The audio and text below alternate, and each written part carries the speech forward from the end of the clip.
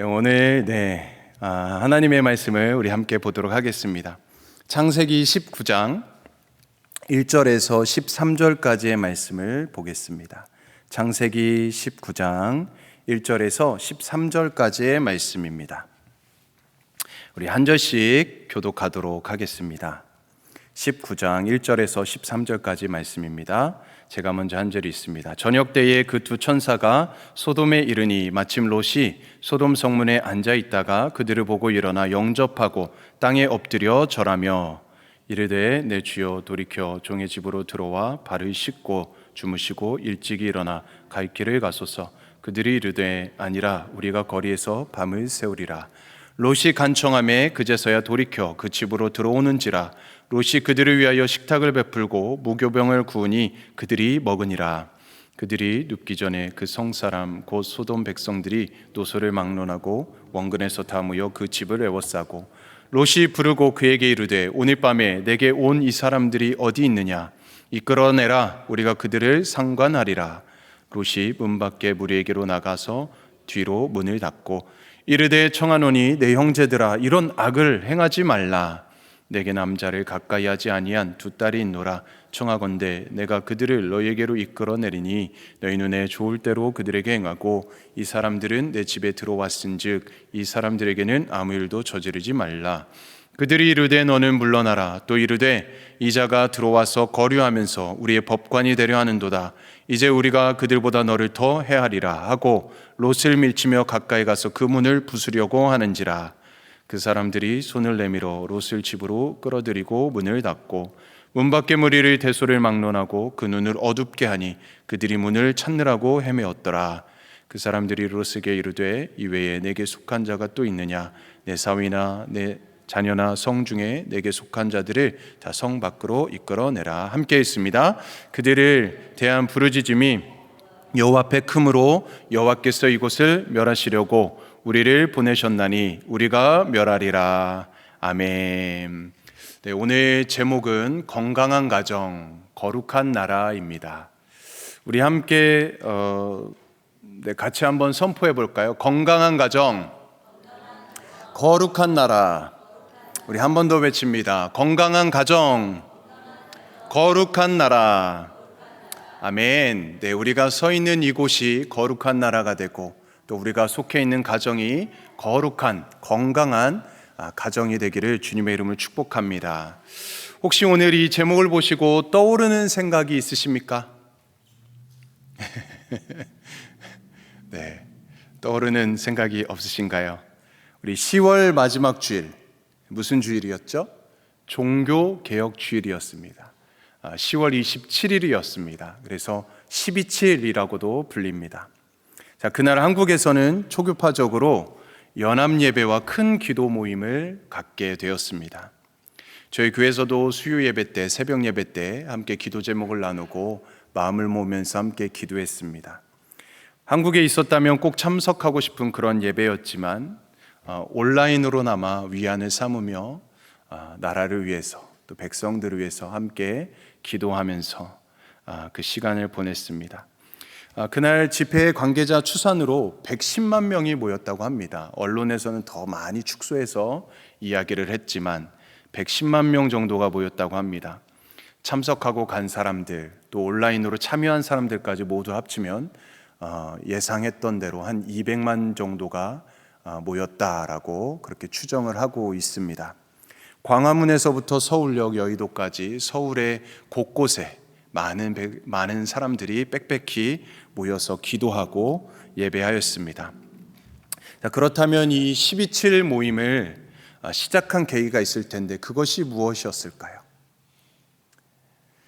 동성결혼 합법화, 포괄적 차별금지법, 아주 큰 이슈이죠. 이 악법의 저지와 함께 우리 다음 세대를 지켜주시옵소서. 우리 거룩한 건강한 나라와 가정이 되게 하여 주시옵소서라는 그 마음으로 함께 모이게 되었습니다. 그래서 그날 날씨가 비가 오는데도 불구하고 궂은 날씨에도 교단과 교파를 초월해서 전국에 있는 모든 교회들이 함께 마음과 뜻을 모아 함께 모이게 되었습니다. 한국교회 성도들이 통회하고 자복하면서 회개하며 기도로 부르짖게 되었지요. 마치 그 비가 타락하고 죄악으로 물들어 있는 그 백성들을, 그 나라를 바라보시는 하나님의 눈물이 아니었을까.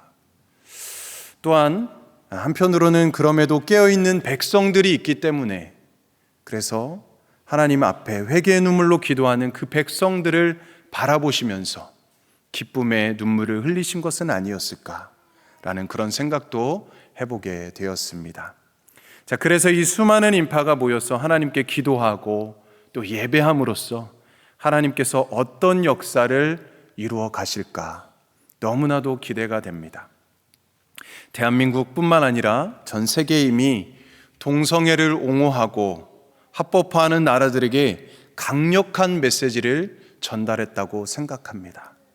하나님의 백성들이 마음과 뜻을 합하여 기도할 때, 간절히 기도할 때에 이런 놀라운 역사가 일어나는구나 라는 생각도 해보게 되었지요.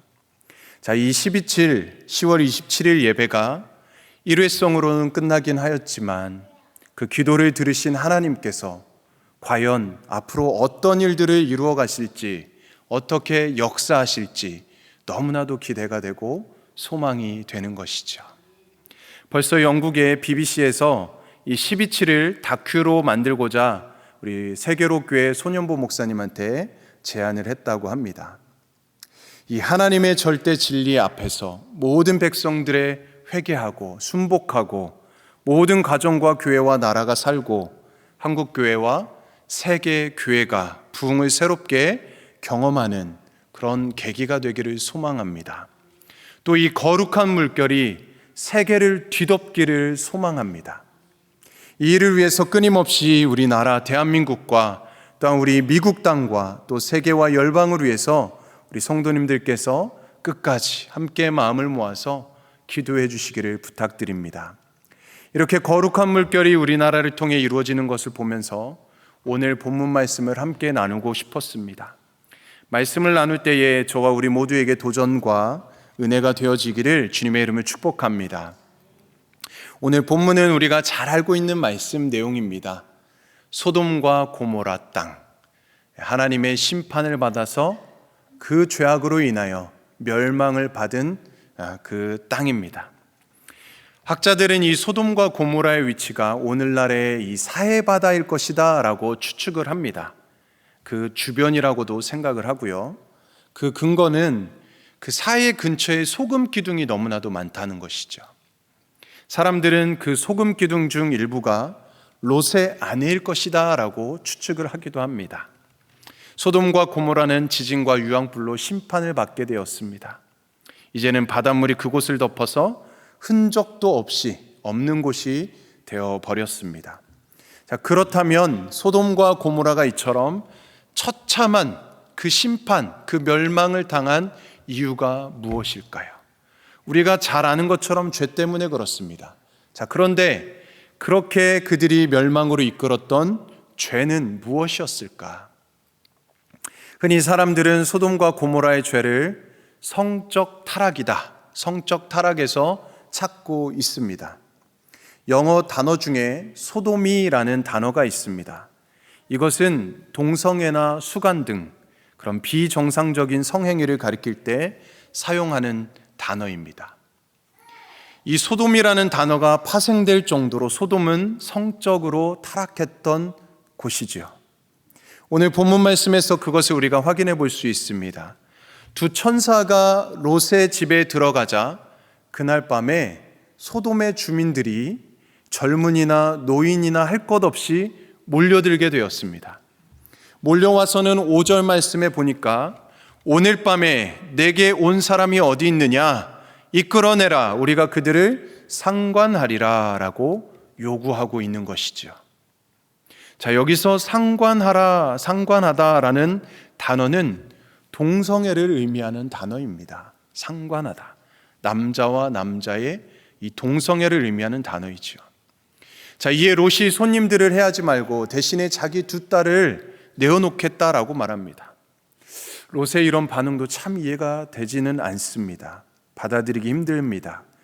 그런데 이들은 이 제안을 받아들이지 않죠. 폭력으로 문을 깨치고 천사들을 강제로 끌어내려고 하였습니다. 자, 이런 모습에서 남녀 간의 정상적인 관계는 이제 실증이 나고 더 쾌락적인 성적 요구를 쫓고 있는 그들의 모습을 확인해 볼 수가 있는 것이죠. 흔히 수간이나 동성애 등 이 비정상적인 성은 성적 타락이 극에 달할 때 일어난다라고 합니다. 이 소돔의 성적 타락은 자기 도시나 집안에 들어온 손님은 절대적으로 보호하고 또 이렇게 대접하는 그런 불문율을 어기고도 지금 공공연히 집단적으로 악을 행할 정도로 사회에 악행이 만연했던 것이죠. 죄악이 가득했던 것입니다. 흔히 한 사회의 건강성을 측정하고 한 나라의 흥망성쇠를 결정하는 요인 중에 하나로 이 성적 타락을 꼽는 것입니다. 자, 대표적으로 로마 제국이죠. 로마 제국 쇠망사라는 그 글을 썼던 에드워드 기번이 있습니다. 그는 로마의 쇠망 원인 중에 하나로 이 성적 타락으로 인해서 가정의 파괴가 왔다라는 것입니다. 가정의 파괴를 들고 있는 것이죠. 이 기번이라는 사람은 대로마 제국에 멸망한 것은 로마 가정의 굴뚝에서 연기가 사라졌기 때문이다라고 노골적으로 표현하기도 하였습니다. 가정이 흔들릴 정도로 로마 제국 후기의 성적 타락은 극에 달했다라는 것이죠. 자, 이번에 한국 대법원에서 7월 18일 날 동성 커플 건강보험 피부양자, 배우자죠, 등록을 허용하였습니다. 교계와 학부모 단체 또 시민단체들은 이 판결이 기존의 법치 질서를 뒤흔드는 것이라고 일제히 우려를 표현했습니다. 그럼에도 불구하고 이것이 통과되게 된 것이죠. 헌법이 보장하고 있는 남성, 여성으로 이루어진 사회의 가장 기본이 되는 이 가족 제도의 근간을 흔들어버리는 그런 판결이었습니다. 이것으로 인해서 가정의 파괴가 얼마나 더 초래하게 될지 너무나도 우려스러운 일이죠. 바로 이 판결이 12.7의 촉매자가 되었던 것입니다. 일찍이 사도 바울은 로마서에서 이렇게 말씀하였습니다. 로마 사회의 성적 타락에 대해서 이렇게 경고한 바가 있습니다. 로마서 1장 27절의 말씀을 읽어드리겠습니다. 그와 같이 남자들도 순리대로 여자 쓰기를 버리고 서로 향하여 음욕이 부릴 듯하며 남자가 남자와 더불어 부끄러운 일을 행하여 그들의 그릇 때문에 상당한 보응을 그들 자신이 받았느니라 라고 말씀하고 있습니다. 사랑하는 성도님들, 가정이 흔들리면 나라가 흔들립니다. 가정의 굴뚝에서 끊임없이 연기가 날 때 그 가정이 건강한 가정이 되는 것이고 가정이 안정이 되어야 나라가 안정이 되는 것입니다. 그래서 우리는 거룩한 나라, 이 건강한 가정을 이루어야 하는 것이죠. 소돔과 고모라는 성적 타락 때문에 심판을 받게 되었습니다. 로마는 성적 타락 때문에 쇠망하게 되었습니다. 자, 그렇다면 오늘날 우리가 살고 있는 이 나라의 이 성윤리의 지수는 어떻습니까? 오늘날 많은 가정이 위기에 있습니다. 최근에는 애인을 또 하나의 가족이라고 불러야 할 정도로 불륜이 일상화되고 있다고 합니다.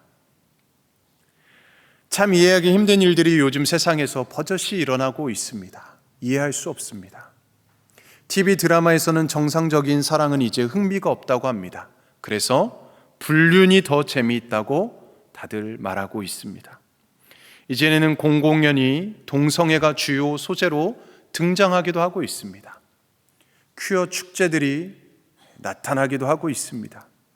사회 지도자층들의 성적 타락도 심심치 않게 언론을 통해서 보도되고 있습니다. 연예인들도 난리입니다. 버닝썬 사건으로 얼마나 대한민국이 들썩했습니까? 이처럼 세상은 점점 더 자극적인 것들을 찾는다는 것입니다. 한국만 그렇겠습니까? 미국도 성도덕적으로 매우 위험한 사회입니다. 수많은 스캔들과 성범죄 또한 날로 늘어가고 있는 것이죠. 이제는 우리 딸들을 엘리베이터에 혼자 둘 수 없고 밤길에 혼자 보낼 수 없는, 혼자 보내게 되면 마음이 불안해지는 그런 위험한 나라들이 되었다는 것이죠. 사회에 만연한 부도덕한 성문화 또한 너무나도 큰 문제입니다. 이제는 많이 줄어들었다고 하지만 직장 내에서 여전히 성희롱, 성폭력 문제가 발생하고 있습니다. 수면으로 드러난 것은 많지 않을 것입니다. 가려진 것은 더 얼마나 많이 있겠습니까? 더 큰 문제는 인터넷을 통해서 누구나 쉽게 음란물을 이렇게 접속할 수 있게 되었다는 점이죠. 특히 이것은 우리의 청소년들에게 너무나도 큰 치명적인 위기인 것입니다. 자, 이곳에서 잘못된 성문화와 성지식을 배우게 되고 이것이 성범죄로 이루어질 수 있다라는 것이죠. 성은 무엇일까요? 성은 무엇입니까? 하나님께서 우리에게 주신 귀한 선물이고 성은 너무나도 아름다운 것입니다. 그래서 모든 것에는 절제와 규칙이 필요한 것입니다. 그러나 절제되지 않은 성은 너무나도 위험한 것이죠. 석유라는 것은 얼마나 좋고 우리에게 유용합니까? 그러나 이 석유라는 것도 파이프와 통제 장치를 통해서 사용돼야지만 우리 손에서 조절될 수 있을 때 그것이 유용한 것입니다. 자칫 온통 기름기로 덮고 있는 석유가 통제되지 않고 마음대로 분출되었을 때는 얼마나 위험한 결과를 빚어내는가를 우리는 잘 알고 있을 것입니다.